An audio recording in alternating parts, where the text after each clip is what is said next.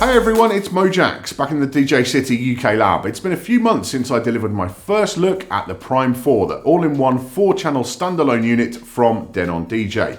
In the intervening weeks, I've had plenty of opportunity to get to know this thing, and there have been firmware updates which have brought some new features along to the party. So it's time for me to bring you my full review. But before I do, I'd like to tell you about a dream that I have. Yes, friends, I do have a dream. I have a dream that one day I'll be able to review a piece of Prime Series kit and not have to explain how the accompanying Engine Prime software is still below the standard of the hardware. Because we're now 2 years in, and Engine Prime just hasn't progressed very far. It looks and feels exactly like it did when the Prime Series first launched. And yes, there have been some improvements for sure, but it's just not moving fast enough, especially when competing platforms keep making progress of their own. There is some really good stuff in there. For example, the ability to read Serato, Traktor and now Rekordbox libraries and import cues, loops and crates from those apps is, although not always 100% smooth, a massive thing which shouldn't be underplayed. It's also very fast. Exporting the same playlist to a stick is much quicker in Engine Prime than it is in Rekordbox. But in general, the library management side of things is simply a bit underwhelming and unintuitive, and as that is fundamentally all Engine Prime actually needs to do, it's a bit of a problem. Beat gridding isn't great, there are no smart crates, and tagging is incredibly basic. Does it make the Prime Series hardware unusable? Certainly not, and things will be changing. Denon DJ have invested a huge amount of money into a new software development studio in New Zealand, which should be bearing fruit soon. But today I can only judge the software according to what I can install and use right now. I didn't really want to come out of the gate here being negative, but I have to keep it real with you guys and girls, and it needed to be said, as frankly, pretty incredible hardware like this Prime 4 deserves better. So now let's get on to the good stuff. The Prime 4 is a fully standalone device, the first 4-channel one on the market. It's by no means a budget item with a street price of $1,700, but that's still pretty astonishing when you consider it offers much the same functionality as a pair of SC5000 players and an X1800 mixer, which, even after price drops, will still set you back $3,000 for the set. Build quality is on the same level as the other Prime Series kit, none of which has given me any cause for concern since it first landed. You certainly feel like you're getting your money's worth here. Sound quality equally is excellent. Whether hooked up to a PA or studio monitors, the Prime 4 just sounds clean. When it comes to features, there's a lot to talk about on here, so I'll try and go through section by section. Firstly, the screen. This is the heart of the Prime 4, both physically and metaphorically. It's 10 inches in size, which is massive, the same as a standard iPad. It's got multi-touch and is highly responsive, whether you're pinching waveforms or scrolling through crates. There are still physical buttons for moving around your library, but I found myself using the screen more on the Prime 4 than I had on other Prime hardware. It just feels like the natural thing to do. To me, it doesn't look quite as bright as the screens on previous Prime Series kit, even though Denon DJ tell me that's not reflected in the specs. Perhaps it's due to the nature of the outer panel coating, I don't know, but there's still plenty of brightness in all the environments I've used it in. Viewing angles are good, but the ability to tilt the screen is definitely needed. By the time it's fully flat, it does look fairly washed out. I'm still not overly sold on the whole tilting mechanism. It feels a little bit cheap with the metal stand behind the screen holding it up. It does work, no doubt, and it offers plenty of adjustability, but I'd prefer something like a ratchet system instead, even if that might add to the price.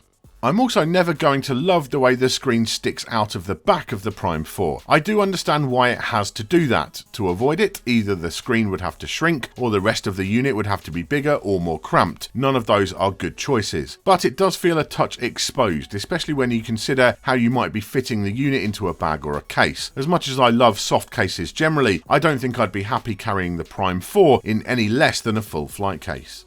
Denon DJ do include a hard plastic screen cover with the Prime 4, which is a very nice touch. It has microfiber material on the inside to protect the panel, and fitting or removing it is super easy, barely an inconvenience. When it comes to functionality, the screen really is on point. It's big enough that scrolling around your library is very comfortable, and I love the fact that in vertical view mode, you can see your current crate and the waveforms at the same time, even with 4 decks active. In the latest firmware updates, you have the option to switch over to horizontal waveforms instead, which was a big user request and so is much appreciated, but for me the vertical view is a perfect use of the space. Waveforms are big, clear and the scrolling is very smooth, even if sometimes it doesn't look like that in my footage, and you can see all the information that you need to at a glance.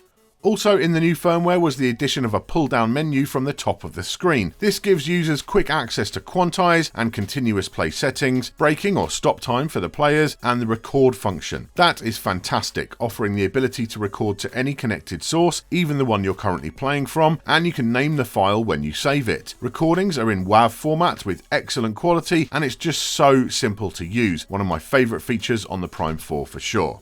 Some other cool stuff, you can create new crates on the unit and add or remove tracks from them. The search feature is very comprehensive with a QWERTY keyboard and the ability to filter your results. I heard from one user that he misses the ability to search within a crate like you can in Serato DJ Pro, but that hadn't actually occurred to me until then, so I don't really miss it. You can even hook up a USB keyboard for searching, so I went out and bought a cheap one to try it. It works as expected, although I think some tweaks could make that better. I think the on-screen keyboard ought to disappear when you start typing, and having keyboard shortcuts to then navigate around. As it is, you type, then have to go back to the touchscreen. To be honest, the on-screen keyboard is so big, I don't think many people will even bother with an external keyboard, but options are always nice to have. Moving on to the digital connections, there are loads here. In terms of adding media sources to the Prime 4, you've got 2 USB ports and an SD card slot on the top with good protective covers. Around the back you have another 2 USB inputs and a further USB port for connecting to a computer. Denon DJ have confirmed that Serato DJ Pro support is coming, so that's going to make the Prime 4 a killer controller as well as a standalone unit. Very excited for that.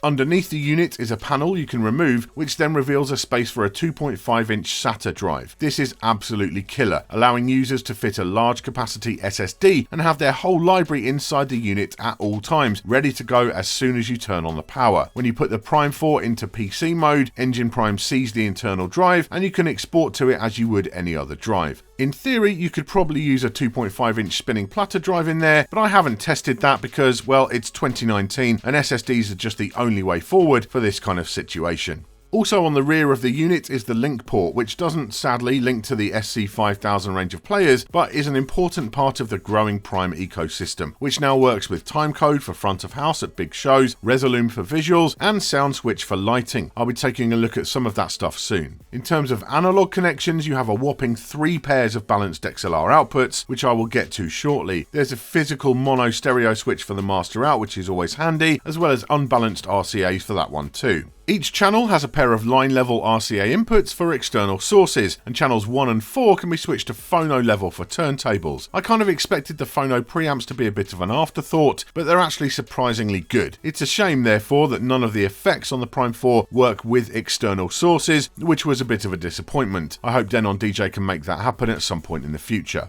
On the far end of the unit you have the microphone inputs. Now with the Prime 4 clearly being aimed at the mobile DJ market, these were important to get right, and Denon DJ have done that. Both feature combo XLR and jack sockets, on-off switches and level controls. There's 3-band EQ on mic 1 and 2-band on mic 2, and an analog echo assignable to either. In the utility menu you can tweak the talkover settings and adjust attenuation for each mic individually. The preamps are clean and crisp, and there's only one criticism I have: there's no way to hear the mics in your headphones.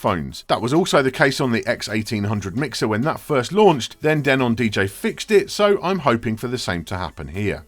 The mixer section is comprehensive and well laid out. Each channel has a gain control, solid feeling upfader and 3-band EQ. Like much of the Prime 4, that EQ can be heavily tweaked to your own taste in the utility menu. Each channel can be assigned individually to the crossfader, and that's very good with a nice shortcut in distance and respectably sharp cut, certainly good enough for most club and mobile use. Some more on the outputs. Queuing is comprehensive with both sizes of jack, split Q and Q master blend. You can even tweak the headphone gain in the utilities. Where those 3 sets of XLR outputs come into play is apparent on the top right of the unit. You have the master output, then next to that are the booth and zone outputs, both with their own level controls and 2-band EQs. By default, the zone output acts like a second booth, but if you hit the channel assign button, it becomes a dedicated zone output, taking over channel 4 and running through a playlist or crate in continuous mode. This could be used to run music to a second room at a venue or event with no input required from the DJ, but which allows that input when needed. It's not a function that I would ever use, I expect, but I can see it being very useful for mobile DJs who put on big shows.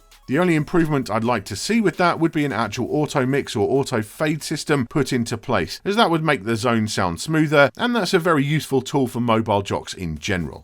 There are a lot of effects on the Prime 4. Firstly, they're all post-fader and post-crossfader, which for me is essential. You have the sweep effects on each channel with an adjustable filter, a really good echo, noise, and the wash effect, which is unique to Denon DJ and which I absolutely love.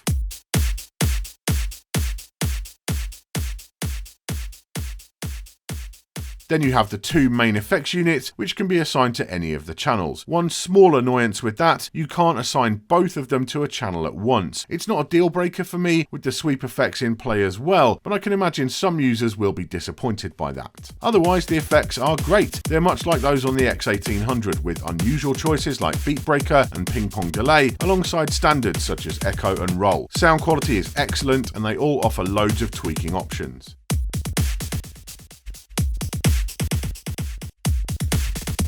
I'm aware that this video is getting long, so let's wrap up the deck sections as quickly as possible. Most of that area is pretty much the same as on the SC5000 players, so check those reviews for more detail. But I still absolutely love the full pad section with cues, loops, roll and slicer, the looping functions which are right on point, the central displays with artwork or your logo, and the big smooth long throw pitch faders, especially as Denon DJ have gone back to the old pitch increments that the Prime series started out with.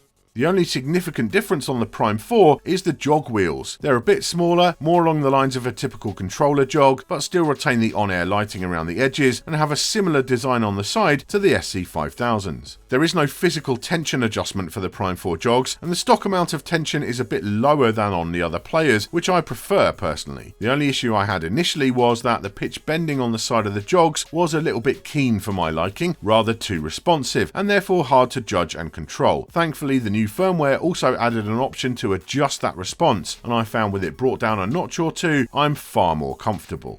Indeed, as someone who's been using other Prime series kit for over 2 years now, comfort levels were very high for me on the Prime 4, full stop. I just wish I was more comfortable with the software. So there you go, my take on the Prime 4 from Denon DJ. There's no doubt that this is a real technical achievement and a massively impressive piece of hardware. I challenge even the most cynical DJ to step up and play on this and not come away impressed on some level. The performance is right on point. There's so much power in this thing, and it makes use of that power as well. So many creative possibilities, and it's a really reliable performer, which is what it needs to be. You know, they're trying to sell this to mobile DJs, and in that market, reliability is paramount. This thing has never glitched out on me, never had any kind of technical issues. Yeah, there's a few things here and there that I might want to change, but overall, performance is incredibly solid. It is still let down by the software. There's also no doubt of that. Engine Prime is not where it needs to be. Here I am now in July 2019. It's just not good enough. There's no sugarcoating it. The software is lagging behind the hardware in a major way, and I don't know if it needs to be just burnt down and rebuilt from the ground up, but that needs to happen sooner rather than later, because this hardware deserves better.